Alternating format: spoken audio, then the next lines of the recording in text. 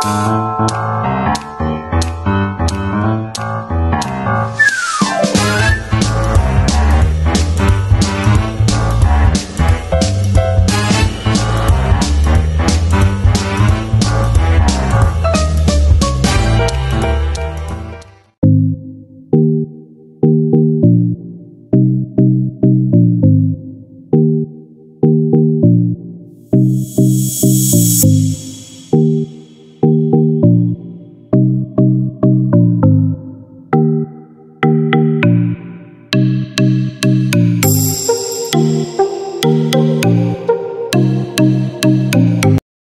عليكم، مرحبا بكم معنا فيديو جديد على قناه وصفات اوسكار. اليوم ان شاء الله غادي نقدموا واحد الحلوه فرنسيه اللي هي غاطو اوبرا.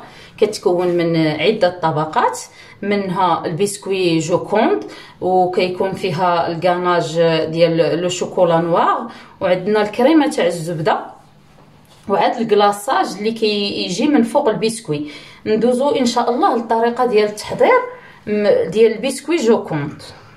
بالنسبه للبسكوي جوكوند عندنا هنايا 4 البيضات، عندنا واحد 40 غرام ديال الزبده مذوبه، 40 غرام ديال الدقيق، واحد 70 غرام ديال السكر ثقيل، هنا عندنا 30 غرام ديال السنيده، وهنا عندنا واحد القبيصه ديال الملح، 150 غرام ديال اللوز مطحون، و4 ديال ابيض البيض.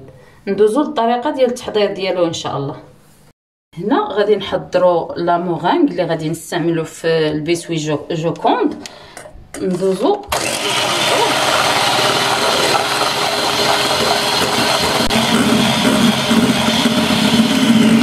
هنا غادي نضيفوا السكر ديك 30 غرام اللي عندنا، غنبداو نضيفوها بشويه بشويه على البياض تاع البيض حتى يطلع لينا ويتكون لينا المورينغ تاعنا.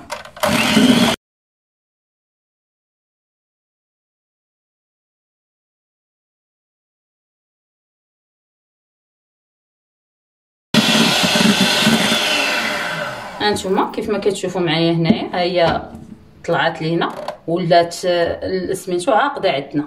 دابا غادي ندوزو للمراحل الاخرى ديال البسكوي جوكوند. هنا غادي نغربلو هذا اللوز اللي كنا طحنا من قبل، انا راه ديجا مغربله، غير غنعاود نغربلو معاكم. غنديرو هنا وغنضيف معاه السكر ثقيل وغنغربلهم بجوج، عاد نضيف عليهم البيض اللي عندي 4 البيضات.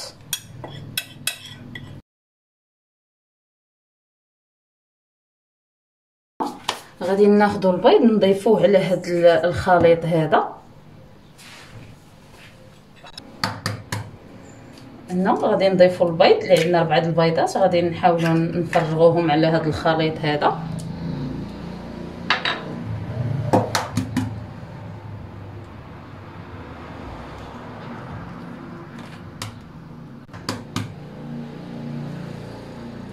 هنا من الاحسن نديروا واحد الزليفه بحال ما كاينين، نرميو فيها البيض تاعنا هي الاولى، عاد نضيفوه على الخليط باش لا قدر الله الا كانت شي بيضه خاسره ولا شي حاجه ما يمشيش لينا كلشي. على هذا الشكل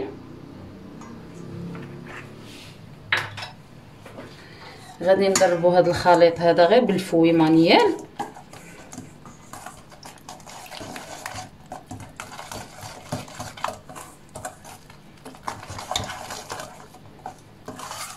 هنا بالنسبه اللي ما بغاش يستعمل هاد البسكوي جوكوند يقدر يستعمل جينواز عاديه، بلاصه ما يدير اللوز يدير الدقيق، يدير جينواز عاديه. غادي نشاركها معكم ان شاء الله عما قريب.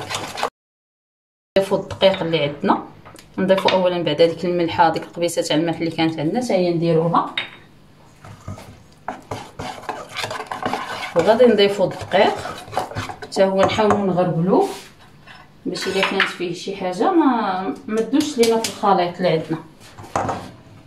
سمحوا لي.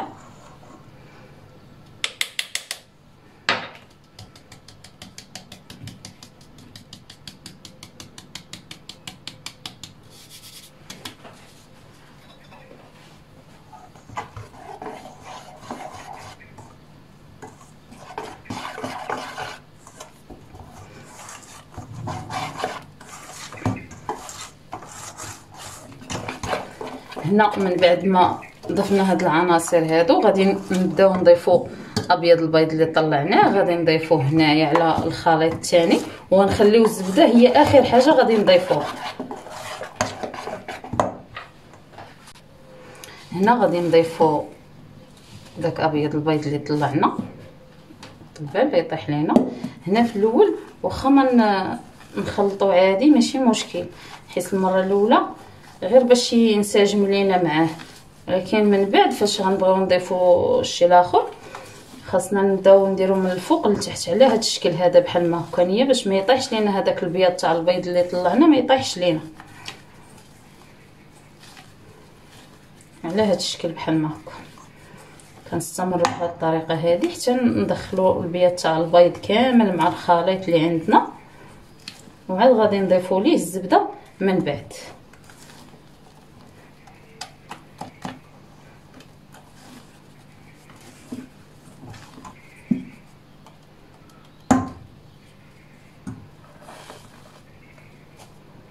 نقسموه على مراحل، ما نضيفوهش دفعه واحده.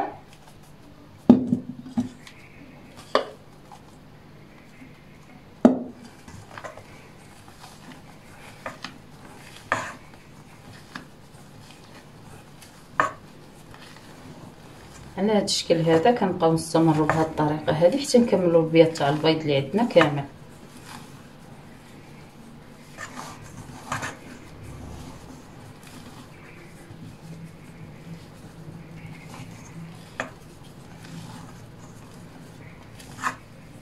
في نفس الوقت باش ما يطيحش لينا.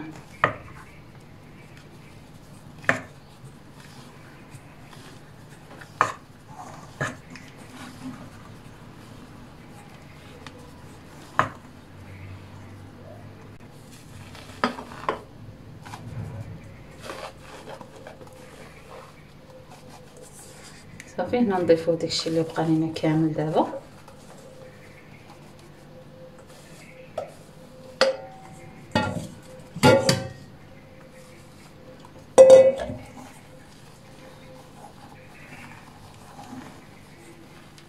على هاد الطريقه هذه من التحت للفوق حتى يدخل لينا الخليط كامل ويولي منسجم عندنا. سمحوا لي البنات لا طولت عليكم، هذا الفيديو اصلا غيكون شويه طويل لحقيتاش خاص بالنسبه لي غاطو فرونسيز خاص المراحل كامله تكون باينه وواضحه باش ما تفلت لكم حتى حاجه ان شاء الله.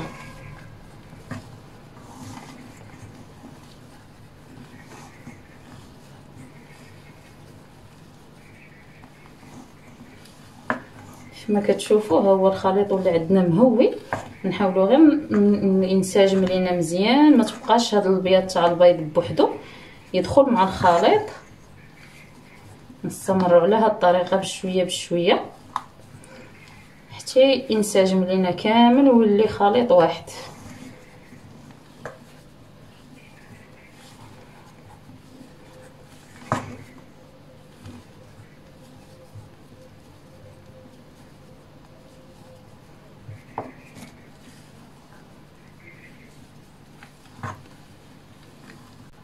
هنا كيف ما كتشوفوا انسجم عندي الخليط ولا عندي متجانس. غادي نضيف عليه الزبده اللي كنا مذوبين من قبل.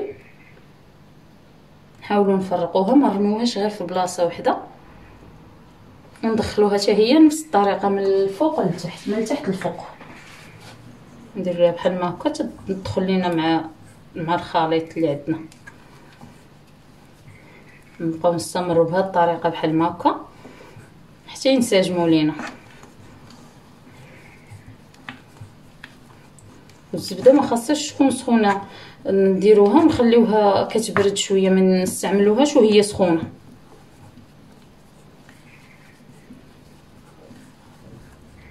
صافي هذا هو الخليط ديالنا. غادي نجيبو دابا واحد اللاطه ديال الفران، غنحاولوا نقسمهم انايا على جوج. من الافضل تقسموهم على جوج باش حتى في الطياب تجيكم سهله ودغيا طيب ليكم. اللي عنده لاطه كبيره يستعمل لاطه كبيره. غنخويو الخليط في هاد اللاطه. الا كانت عندكم لاطه كبيره ديال 60 على 40 استعملوا فيها هذا الخليط كامل. ما كانش عندكم لاطه كبيره بحال ما هكا كانوا غير لاطات صغار استعملوا جوجات. وندخلوها طيب على فران درجه حراره 180 لمده واحد 10 دقائق حتى ل 15 دقيقه. هي ما كتحمرش، غير كتبان لنا بدات كتذهب صافي وكنحيدوها.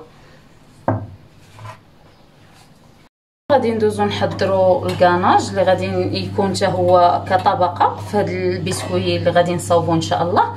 هنا عندنا 100 غرام، عندنا 100 غرام ديال الكريمه، انا استعملت هنايا هولالا. وعندنا 100 غرام ديال الشوكولا نوار غيش، انا استعملت هذه النوعيه فيها 55% ديال الكاكاو. ضروري ما تكون نسبه ديال الكاكاو طالعه فيها من 55 والفوق. هنا انا درت الكريمه فوق العافيه حتى تبدا تغلي ليا، وغادي نصبها فوق الشوكولاط اللي عندي. هانتوما كيف ما كتشوفوا ها هي هنايا راه بدات كتطبخ لينا، غير تغلى مزيان وغادي نكبوها على الشوكولاط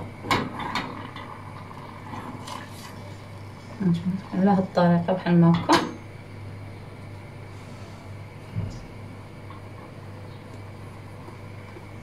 صافي هنايا غنحيدوها من فوق البوطه وغادي نضيفوها على الشوكولاط.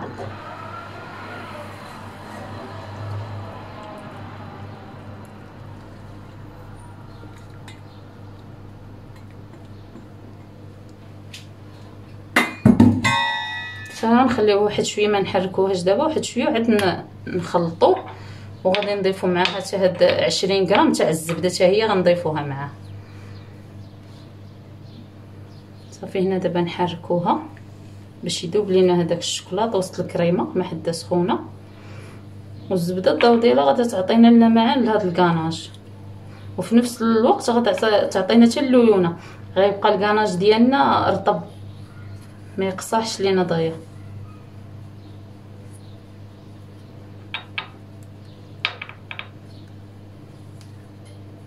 كتشوفوا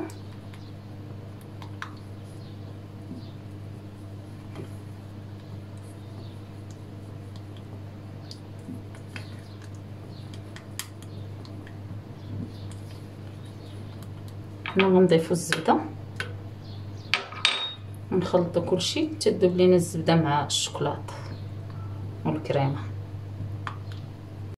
هانتوما كيف ما كتشوفوا من بعد ما دابت لينا الزبده كتشوفوا هذا الكاناج عندنا فيه اللمعان داك لابغيونس عاطيه. صافي دابا غادي نحطو جانبا وغنغطيه بواحد السلوفان ونخليه حتى نحتاجو ان شاء الله.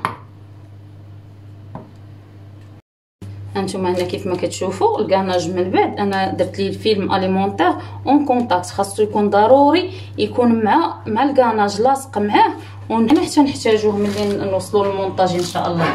والبسكو هو هذا من بعد ما طاب لينا ناخذ الكادر وغادي نحطو على الجهه اللي غادي نستعمل، وغادي ناخذ الموس وغادي نقطع عليه الطراف ديالو. يمكننا نوركو عليه غير بحال ما هكا، كنا غنستعمل الموس باش نقطعو على هاد الطريقه كيف ما كتشوفوا. نشد غير الكادر باش ما يتحركش ليا العبار.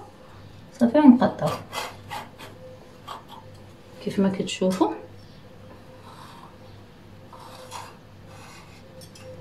وهذا هو الطرف الاول اللي عندنا. هانتوما كيف ما كتشوفوا ما كيجيش السمك ديالو كبير بزاف، كيجي على هاد الطريقه. انا غنطرفو جانبا ونقطع الطرف الثاني، ناخذ الطرف الثاني وغادي نقطعو. غنجيبو هنايا وغادي نقطعو.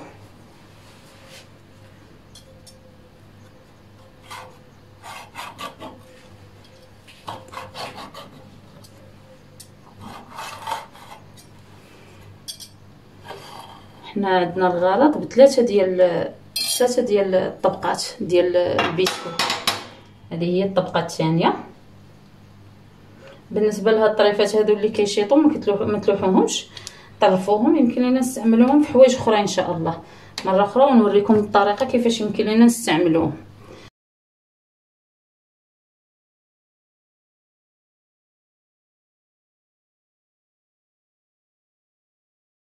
هنا غادي نحضروا السيرو اللي غادي نسقيو به البسكوي ديال جوكوند. عندنا كاس ديال الماء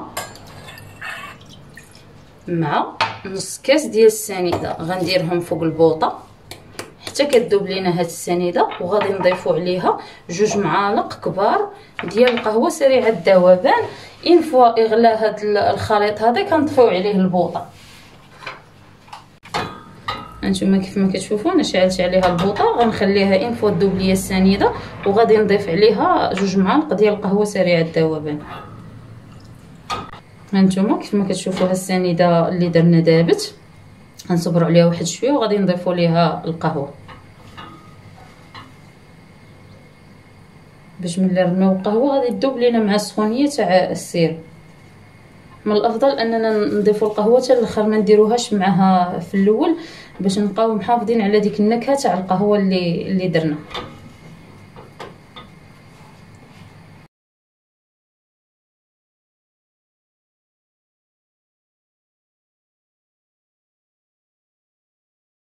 هنا غادي نحضروا الكريمه ديال الزبده. بالنسبه لسميتو غادي نحتاجوا ليها 4 ديال اصفار البيض اللي كانوا شاطوا لينا قبيله من دوك 4 ديال الابيض البيض اللي استعملنا في البسكوي ديال جوكوند. هنا عندي 50 غرام ديال الماء.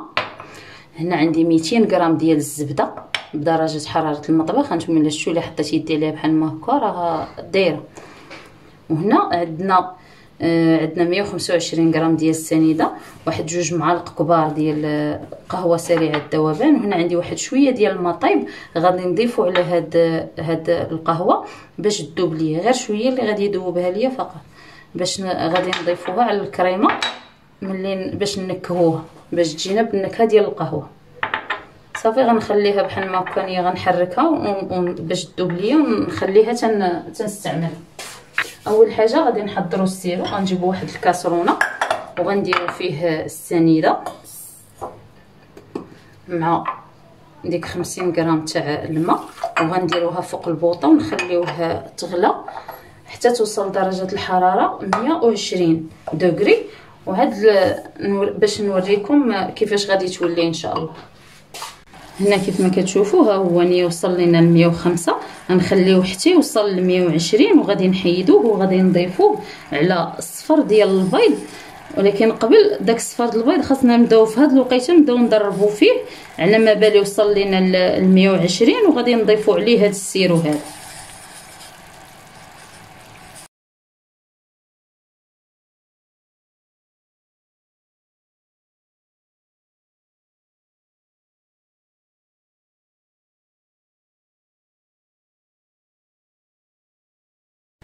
هانتوما كيف ما كتشوفوا ها هو هنايا راه وصل لينا كاع حتى ل 100 طلع لينا. هانتوما كيف ما كتشوفوا هنايا هذه هي لا تيكستير اللي خاصو يكون عليها السيرو. هنا غادي نضيفوه، غنطفيو عليه البوطه وغادي نضيفوه على الخليط ديال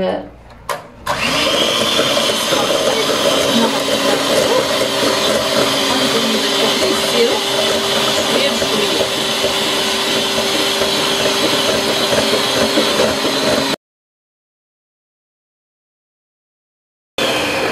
البنات غادي نبقى ندرب فيه اللي حتى نحس بالبول ديالي بردات، ما بقاتش سخونه، هي راه سخونه دابا، غنبقى ندرب فيه اللي حتى تبرد ليا البول. هنا من بعد ما برد ليا البول ديالي وتا الخليط اللي داخل فيه برد، غادي نبدا نضيف الزبده بشويه بشويه، كل مره نهز ونضيف بشويه ونبقى نخلط حتى ندير هاد الكميه كامله اللي عندي.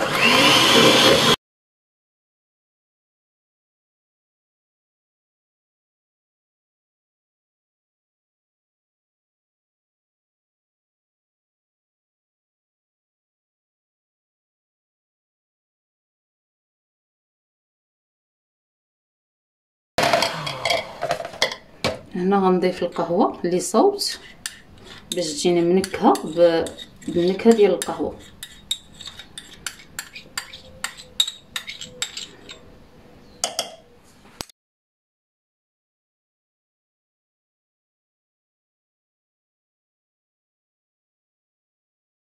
كما كتشوفوا هذه هي الكريمه ديال الزبده. هنا كيف ما كتشوفوا معايا وجدنا لا ميزون بلاص ديالنا. هنا البسكوي جاكوند اللي صاوبنا، هنا الكاناج اللي حتى هو نيه حضرنا مسبقا، وهذه الكريمه تاع الزبده، وهذا السيروب. وهنايا خدينا واحد تقريبا واحد 40 غرام حتى ل 50 غرام ديال الشوكولات، ذوبتها وغادي ندهن بها هذه الطبقه الاولى اللي كنت صاوبت ديال البسكوي، اللي غتكون الطبقه الاولى. هنايا البنات واخا يتهرس لكم ما تخافوش منه، حيت ملي غادي تمونطا ما غاديش يبقى هادشي كامل يبان. هنا ندوزو دابا للطريقه ديال المونطاج. غادي ندير اول حاجه انني غادي نحط الشوكولاته هنا، وغادي نسرحو على البسكوي كامل.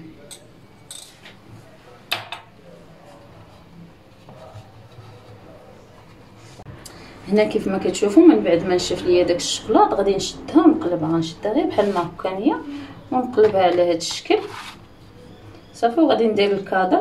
بالنسبه للناس اللي ما كيتوفروش على كادر يقدروا يستعملوها، واخا ما يكونش الكادر تقدروا تمونطيوها عادي. هو غتبقاو توصلوا ديروا الكريمه غير حتى لهنايا، وغادي تبقاو تمونطيو فوق شي فوق شي، وفي الاخر غادي نتقطعوا ليها الجناب ديالها في الاخر. هنا غادي نسقيو السيرو البسكوي بالسيرو، نحاولوا نديروا ليه طبقه نسقيوه مزيان السيرو باش يشرب لينا السيرو كامل. كيف ما قلت لكم هذاك الشوكولاط اللي درنا البسكوي من التحت باش يحبس هذا السيرو هذا ما يهبطش لينا للتحت، باش يبقى غير هنايا في البسكوي.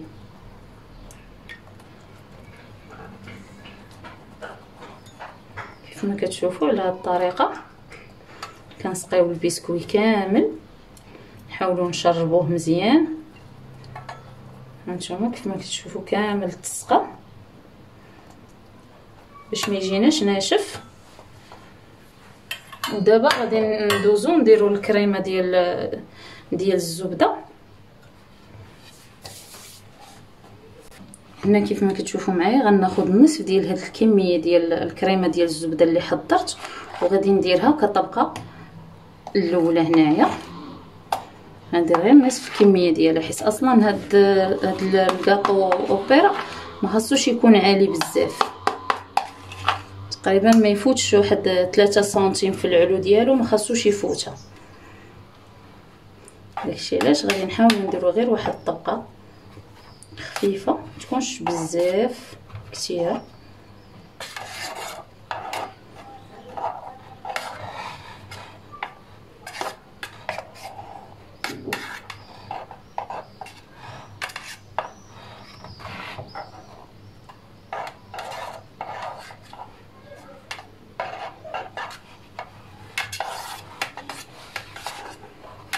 نحاول نقاد بهذه الطريقه هذه تتسرح ليا كامله على المستوى ديال البسكوي كامل.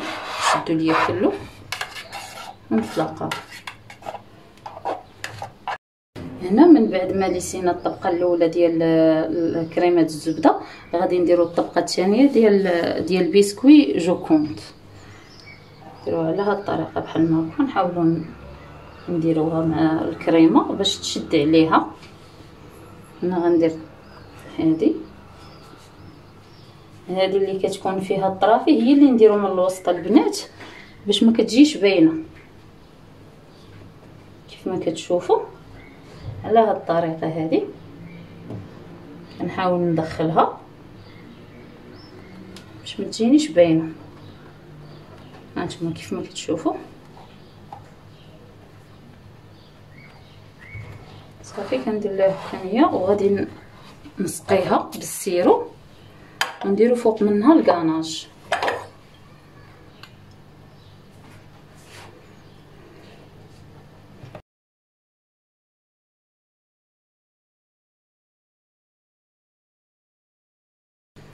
هنا دابا غنديرو الطبقه الثانيه اللي هي الكاناج. كيف ما كتشوفوا هذا هو الكاناج اللي كنا صاوبنا. انا غادي نحركو هانتوما كيف ما كتشوفوا هذه هي الكاناج اللي كنا صاوبنا. دابا غنديروا الطبقه الثانيه. سمحوا لي كتوقع.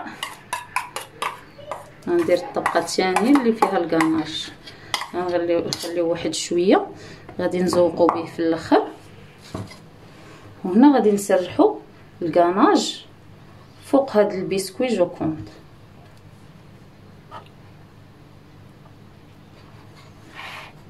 هنا من بعد ما سرحنا الطبقه الثانيه ديال الكناج، غنديرو فوق منها البسكوي، الطبقه الاخرى تاع البسكوي، وغنديرو فوق منها الكريمه، النصف الثاني ديال الكريمه ديال الزبده اللي بقات لينا.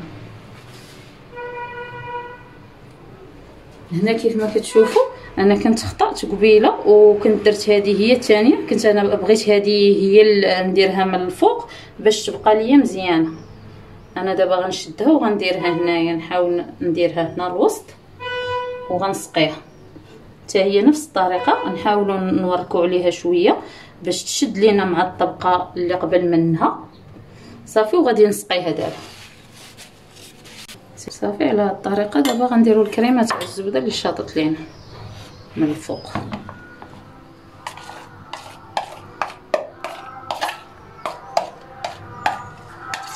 نحاول نسرحها حتى هي بنفس الطريقه.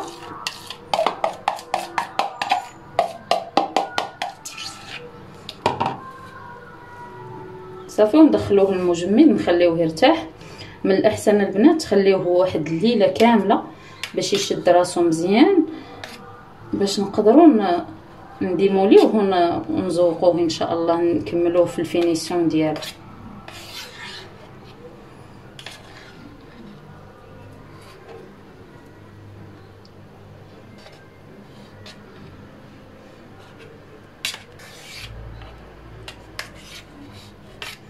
صافي انا غنستمر بهذه الطريقه هذه، تنقادو كامل من الفوق ونتلاقاو ان شاء الله. هنا كيف ما كتشوفوا انا ساليت الليصاج ديال الطبقه الاخرى ديال الكريمه وغطيتها هنايا بالسلوفان، دورتو عليها باش ملي ندخلها المجمد ما تشربش ليا حتى شي ريحه. غادي نخليها انا ليله كامله في المجمد حتى تشد راسها مزيان، وان شاء الله نتلاقاو ملي نبغي ندير ليها الكلاصاج. هنا من بعد ما خلينا الكاطو بات ليله كامله في المجمد، غندوزو باش نوجدوا الكلاصاج اللي غنديروا ليه من الفوق. بالنسبه للمقادير اللي فيه، عندنا 120 غرام ديال الشوكولا غيش اسود مع 15 غرام ديال زيت نباتيه. دابا غادي ندوزو ندوبوا الشوكولاط في بان ماغي وغادي نضيفوا معاه الزيت ونتلاقاو ان شاء الله. هنا من بعد ما ذوبنا الشوكولاط وضفنا ليه الزيت، هذا هو الكلاصاج اللي غادي نديرو للكاطو ان شاء الله. كيجي على هذه الطريقه هذه كما كتشوفوا.